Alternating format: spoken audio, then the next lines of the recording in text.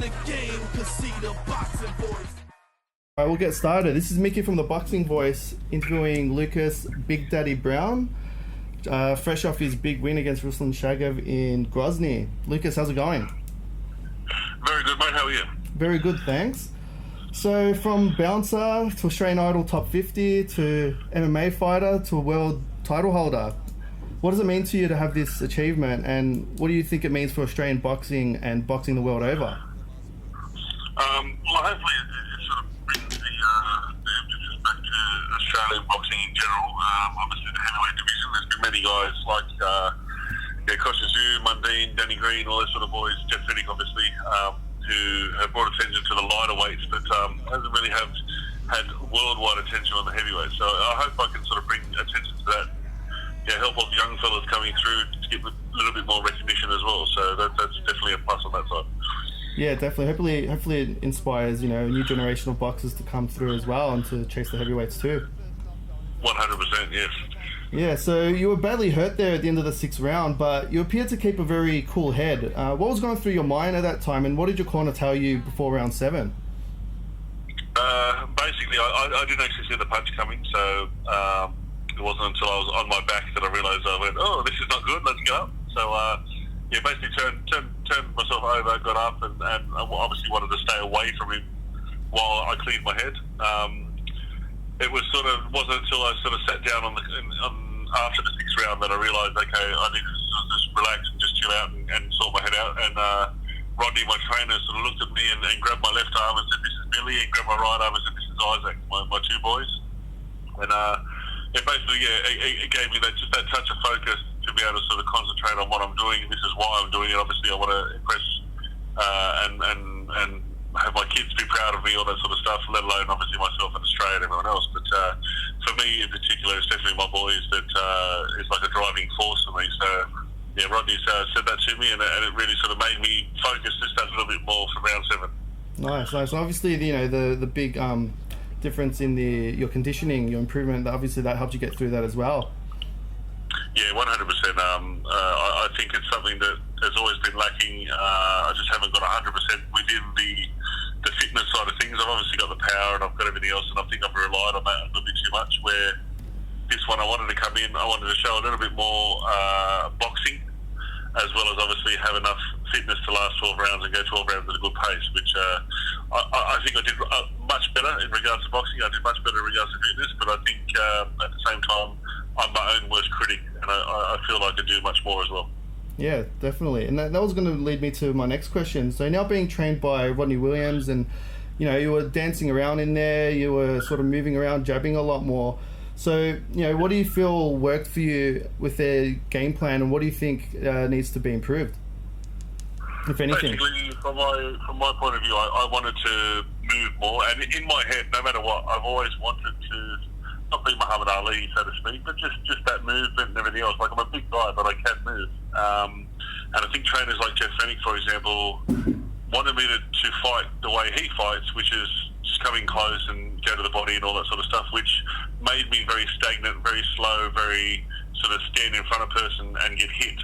Where I actually want to move and be able to use my agility and all that sort of stuff. So Rodney, with his style, he's not trying to change anything of me. He's just trying to basically let me use what I want to use, but just tweak it in a manner of boxing. So Rodney and I get along very well, obviously. We're on the same page with everything. He's very calm and relaxes me. So boxing terms, I basically want to do like a Muhammad Ali cross George Foreman. Wow. I have the power and everything to knock everyone out, but at the same time be able to move around the ring at the same time as well.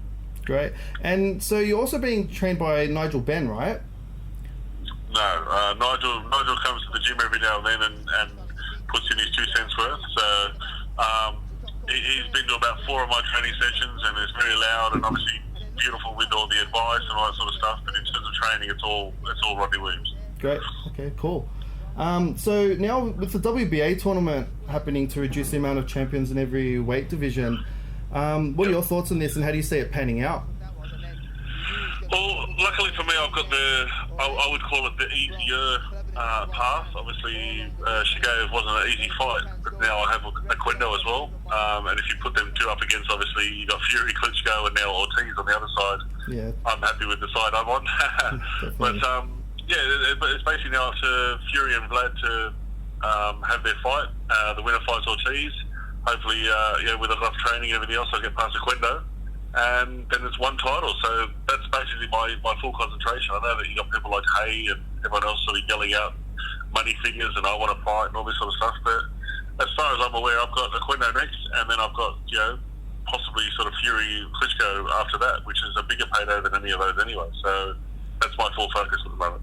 Yeah, definitely. They've all sort of come out of the woodwork. Joseph Parker, Solomon Homeno, and David Haye.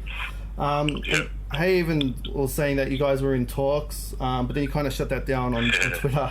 Where did he get the impression that you guys were in talks, or was it complete? Just I actually got a message from Ricky, and basically David Haye rang Ricky to say hi, and that's the talks.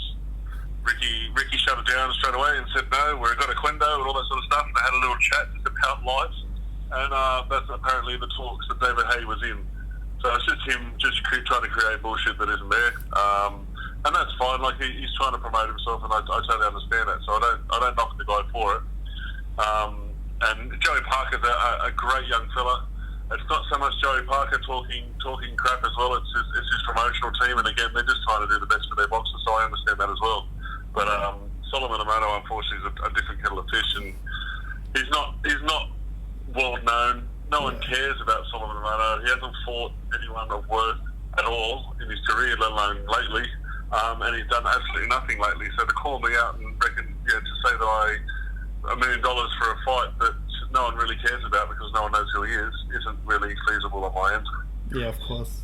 Yeah. Definitely. Yeah. So, Equendo, there's been talks of it happening in Australia. How accurate is that? And if so, which city? Well, I would like it to be. Like, obviously, I am the champion. I can't see. I had to go all the way over to Grozny to fight Shigeev, so why the hell shouldn't he be sort of coming to where the champion is? At the same time, I don't think he's got the pull in America to be able to sort of get the big dollar fight. So it makes sense to come to Australia. We can get main event on board, obviously get all the Australian public on board and make it a bigger deal and bigger money for everyone. So for me, it just makes sense for it to be in Australia. I think there's people want it over in America, as you can imagine. So this is up to obviously management and promotions and all that sort of stuff to get involved in what's going on. But I'd like it to be in Australia. I don't really care where. I live in Perth at the moment, so the Perth Arena hasn't had a boxing show as of yet. But you get people like Aaron Shooter and Mick Gatto down in Melbourne that always put on good shows. So I don't really care where it is as long as it's in Australia. Yeah, sounds good. And how do you see that fight going? What's your prediction? Well, he's obviously judging by his last fight, which is Shigeev. He's a mover, so he doesn't just stand there. He likes to move the entire fight and all that sort of stuff. So for me, that's excellent because I want to move as well. So if there's two people moving in the ring, it's going to make for a nice fight. I don't think he's got anywhere near the power that I have, and I think obviously age is on his side. It's against him in some ways. I believe he's like 42 or 43. So that's right, yeah. I don't know how long he has left in terms of his legs and all that sort of stuff. But by all means, he went 12 rounds with Shigeev, and Shigeev's no easy guy to fight sort of thing. So it's there to sort of for me to take. I think the power for my end will be the difference in that one. Yeah, definitely. So before Shigeev, you fought Julius Long, and I believe you broke your thumb in the first round. How's the healing process been, and what capacity was it going into the Shigeev fight? After I knocked down in the sixth round. How was my hand? Yeah, the hand was completely healed. It was basically, it was almost nearest the thumb, like just above the thumb, that I broke a few bones in there. Normal process obviously went through into the cast and all that sort of stuff, took it easy. I couldn't sort of throw uppercuts for a little while just in case I hit my thumb and stuff like that. But by the time we got to the Shigeev fight, it was all 100% and everything was back to normal. Great. Before the Shigeev fight, you and Dylan White had been exchanging some heated words on Twitter. Do you see him on your radar at any stage, or do you have bigger fights in mind? Basically at this point in time, I've made history. I've done what I need to do. I've become Australia's first world heavyweight champion, all that sort of stuff. So besides contractual fights that I need to do, for example, Oquendo, as long as it gives me money and it gives me, something to sort of set my future up, all that sort of stuff. So at this point in time, Oquendo's number one on the list. But then after that, anyone I'd like Wilder, Fury, David Haye, anything like Anthony Joshua, anything that's going to give me fights like that and money is what I'm after from this point. Sounds good. So yeah, it appears Tyson Fury and Deontay Wilder are on a collision course for a unification fight. What's your prediction for that fight? Well, first of all, Fury has to get past Klitschko again, but granted that happens, I think that Wilder's going to be in for a shock. At the same time, I don't think Fury's chin will be able to sort of hold up against Wilder's punch. So as long as Fury does what he does best and sort of is awkward and ties up and all that sort of stuff, he should do fine. But I think if Wilder does actually hit him, he's going to be in a lot of trouble. Do you see Fury beating Klitschko again? I think so. I think he did everything he needed to do to be able to sort of disrupt Klitschko's normal rhythm. And it just ruined him in terms of his style. So I think if he just does that again, depending obviously what Klitschko comes back with in terms of adjusting, but I can't see him being any different to the first one. Fair enough. So Wilder once said, when you guys were sort of exchanging words on social media and stuff, that you don't believe in yourself. Do you see a fight with Wilder on the horizon? Is that something you'd be interested in? Yeah, I would love that. In terms of, I don't hate anyone in the heavyweight division at all. I don't actually hate anyone. But Wilder's definitely one of the ones that I actually would like to punch in the face. So for me personally, it would be nice, like personal gratification, to be able to sort of knock him down on his ass and walk over his body. Yeah. Look, people love a grudge match, so I'd definitely love to see that one. Yeah, exactly.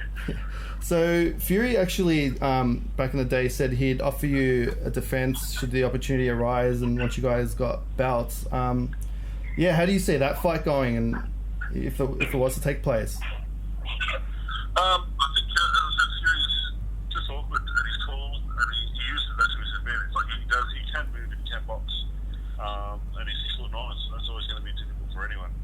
So for me, I think it'd have to be me coming on the inside and really sort of bullying him around and pushing him around physically, and then trying to basically put one on his chin. I think if I do put one on his chin, it's a good night, and he's not getting back up. Great. And which boxer of any era has been your biggest inspiration? Mike Tyson's 100%. This is obviously not on the outside of the ring premises in terms of social life, but in the ring, I grew up watching Mike Tyson, and that was one of the main reasons I wanted to be a heavyweight champion of the world. So yeah, Mike Tyson, without a doubt. Nice. And finally, a non-boxing question: who do you barrack for in the footy if you follow the footy? Parramatta Eels. I was born and bred in Browne. I was raised on Parramatta Eels. I played Parramatta Juniors as well, and I'm now an ambassador. Not only is Lucas Browne the winner, he is one of the heavyweight champions of the world, and he does it spectacularly with a come from behind knockout performance. Take a bow, sir. Awesome. Your country was watching. All right, well, that's it. Thanks so much for that. I appreciate your time, and we should have something. Sight in the game, 'cause see the boxing voice.